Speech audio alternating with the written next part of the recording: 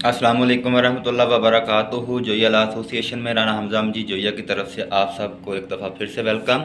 तो उम्मीद है आप सब लोग खैरियत से होंगे। और जैसा कि हमारा पिछला जो लेक्चर था वो इस टॉपिक पे था कि हम चैप्टर 6 स्टार्ट कर चुके थे और चैप्टर 6 सेक्शन 68 से सेक्शन 93 CRPC तक चलता है। तो हमने इसका थोड़ा सा ओवरव्यू लिया था, थोड़ा सा इंट्रोडक्शन आपको बताया था। तो आज हम इसको सेक्शन वाइज तफसील से डिटेल से पढ़ते हैं, लेकिन उससे पहले एक बहुत ज़बरदस्त बम्बई की अथॉरिटी है section 83 to section 86 prescribe the procedure in detail to be adopted for execution of warrant outside the local limit of jurisdiction of the court issuing the same। कि एग्जीक्यूशन में वारंट की जो जुरिस्डिक्शन होती है, local limits होती है, वो क्या होती है, उसका तरीक़ेकार क्या है। A court desiring executing of its warrant outside its jurisdiction is to forward to same by post or otherwise to any magistrate or by deputy superintendent of police within local limits of whose jurisdiction it is to be executed. The warrant so issued must be construed strictly. The description of the accused should be clear and definite with correct address. Vague description would entail such warrant invalid। AIR 1949 Bombay page number 397। ये एक authority है कि जो warrant से related है और ये बहुत मशहूर इम्पोर्टेंट अथॉरिटी है। इसे आप किसी भी जगह अगर वारंट से रिलेटेड क्वेश्चन आ जाए तो आप इस अथॉरिटी को सबमिट किया जा सकता है, कर सकते हैं। सेक्शन 68 की तरफ आते हैं। पार्ट ए समन्स का sorry section 68 forms of summon class 1 every summon issued by court. कोई भी समन जो इशू होगा कोर्ट इशू करेगी।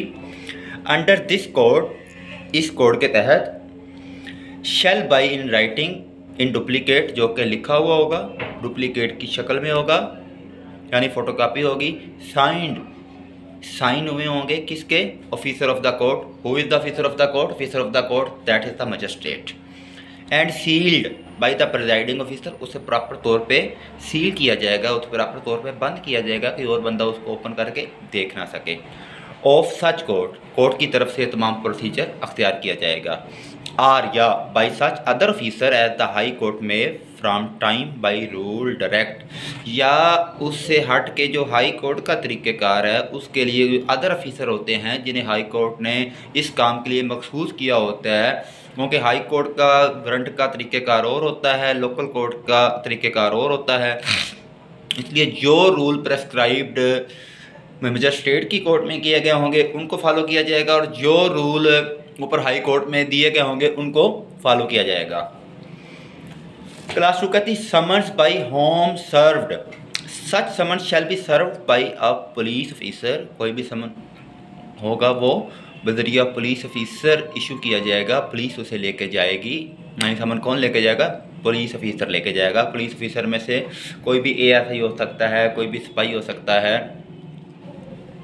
Are subject to such rule as to the provincial government may prescribe in this behalf by any officer of the court issuing it or other public servant, या provincial government ने जो तरीक़ेकार बताया हुआ है इस code में, या कोर्ट किसी भी शख्स को मुनासिब समझती हो तो उसके ज़रिए समन को सर्व किया जा सकता है।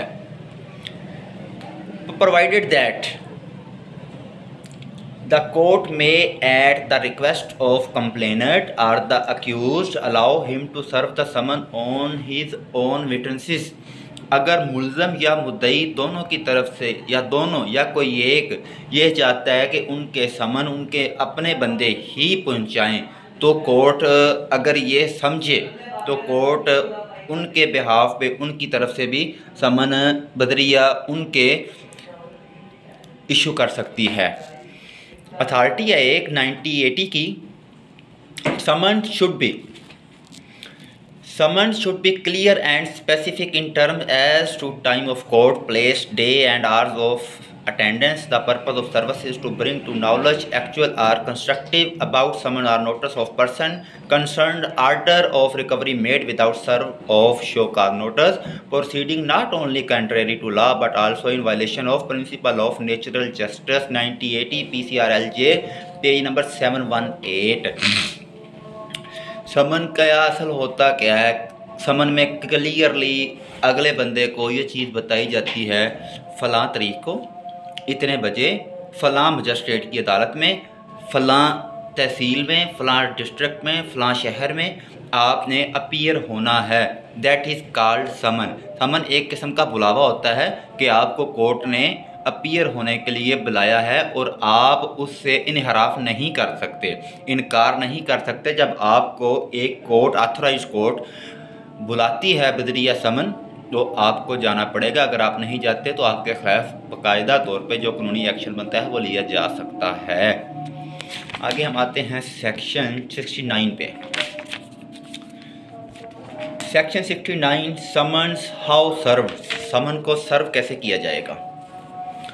क्लास 1 कहती the summon shall if practicable be serve personally on the person summoned by delivering or tendering to him one of the duplicate of the summons. यानी कि जो समन होगा प्रैक्टिकलेबल बाई सर्व, पर्सनली ज़ाती तौर पे पर्सन को, उस पर्सन को डिलीवर किया जाएगा जिसको कानून के मुताबिक डुप्लीकेट कापी उसकी डिलीवर करवाना होगी। क्लास 2 कहती है signature of receipt for summon. Every person on home a summon is served shall sign a receipt there on the back of the other duplicates. जिस बंदे को समन डिलीवर किया जाएगा, जो बंदा समन को रिसीव करेगा, उसकी एक डुप्लीकेट कापी होगी। डुप्लीकेट कापी की बैक साइड पे वो सिग्नेचर करके इस बात को यकीनी बनाएगा कि मैंने ये समन वसूल कर लिया है और मैं फ़लाँ तारीख को कोर्ट में अपीयर हो जाऊंगा। इसका मतलब होता है कि समन मैंने वसूल कर लिया है, मेरे इल्म में ये बात आ चुकी है, मुझे फ़लाँ कोर्ट ने फ़लाँ तारीख को बुलाया है, तो मैं उस कोर्ट में उस दिन उस कोर्ट में अपीयर हो जाऊंगा। क्लास 3 कहती है service of summon on an incorporated company or other body corporate may be affected by serving it on secretary, local manager or other principal officer of the corporation or by registered post letter addressed to the chief officer of the corporation in Pakistan. In such case the service shall be deemed to have been affected when the letter would arrive in ordinary course of post. किसी company को, किसी corporation को अगर भेजना है तो उसका जो हेड होगा बदरिया, उसके उनको भिजवाया जाएगा। सिंपल सी इसमें बात है। बाकी अगर इसको हम घुमा फिरा के करेंगे तो बहुत लंबा निकल जाएंगे। यानी अगर किसी कंपनी को हमने भेजना है तो हमने कंपनी का जो हेड होगा हमने उसके नाम पे भेजना है, या डायरेक्ट हमने कंपनी का नाम पे भेजेंगे, जाके वो कोर्ट में अपीयर हो सकें, जो भी मामला हैं उनको हल कर सकें। Section 70 service when person summon can not be found. यानी जब समन सर्व कर दिया जाता है और फिर भी कोई शख्स कोर्ट में अपीयर नहीं होता, where the person summon can not be exercise of due diligence be found. कोई भी शख्स मिलता नहीं है, समन इशू हो जाता है लेकिन कोई शख्स मिलता नहीं है। The summon may be served by leaving one of the duplicate for him with some adult male member of his family and the person with home the summon is so left shall sign a receipt thereof on the back of the other duplicate. For example, अगर court ने मेरे नाम पे समन issue कर दिया है, मैं घर पे मौजूद नहीं हूँ, मेरे घर का कोई भी अडल्ट मेल मेंबर उस समन को रिसीव कर सकता है और डुप्लीकेट की बैक साइड पे साइन करके दे सकता है, ताकि मैं जब घर आऊँ मुझे वो बता सके कि आपके नाम का ये समन आया है। और कोर्ट भी इस चीज़ को प्रोसीजर, इस चीज़ को ऐसे एज यूजुअल समझेगी कि जैसे समन मैंने खुद रिसीव किया है। Section 71 procedure when service can not be affected as before provided. If service in the manner mentioned in section 69 and 70 cannot be exercised of the due diligence be effected, the serving officer shall affix one of the duplicates of the summons to some conspicuous part of the house or home seated homestead which the person summoned ordinarily resides, and thereupon the summons shall be deemed to have been duly served। Section 69 and section 70 के तरीके के तहत अगर मुतलका शख्स हमें नहीं मिल रहा तो फिर कोर्ट क्या करेगी?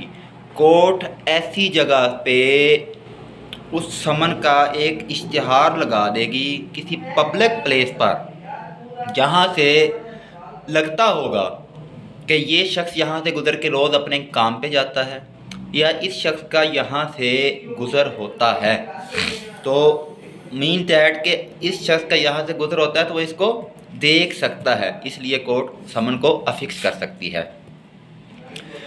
Section 72 service on servants of state or statutory body or a company. अगर स्टेट के किसी बंदे को समन भेजना है या किसी कंपनी या किसी स्टेटरी बॉडी और या किसी कंपनी को भेजना है तो उसका क्या तरीक़ेकार है? Class 1 where the person summoned in the active service of state of the statutory body of company, the court issuing the summons shall ordinarily send it to duplicate to head of the office in which such person is employed, and such head thereupon causes the summon to be served in manner provided by in section 69 and shall return it to the court under his signature with the endorsement required by that section। अगर किसी company को या किसी statutory body को या किसी state के सरकारी बंदे को समन भेजना है तो उसका तरीक़ेकार ये है कि जो उसका हेड ऑफ डिपार्टमेंट होगा उसके नाम समन भेजा जाएगा ताकि वो उस बंदे को इन्फॉर्म कर दे और ताकि वो कोर्ट में अपीयर हो सके मुतलका शख्स।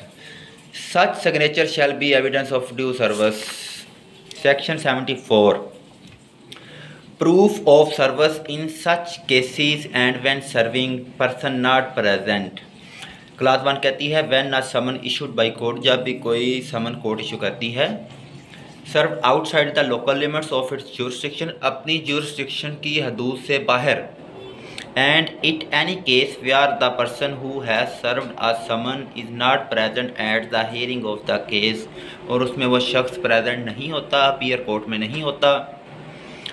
An affidavit purporting to be made before a magistrate that such summon has been served and a duplicate of the summon purporting to be endorsed in manner provided by section 69 or section 70 by the person to whom it was delivered or tendered or with whom it was left shall be admissible in evidence, and the statement made therein shall be deemed to be correct unless the until the contrary proved। जब तक ये साबित ना हो जाए तो उसके लिए वो मुतलका एक एफिडेविट भी दे सकता है कि वो वाकई वहाँ पर रहायश पजीर नहीं था या उसको समन नहीं मिला था या कोई भी किसी भी तरह से अगर कोई चीज़ उसको डिलीवर नहीं हुई तो वो बाकायदा एक एफिडेविट कोर्ट में दे के ये साबित कर सकता है कि जनाब मैं यहाँ मौजूद नहीं था या मुझे समन मिला नहीं है।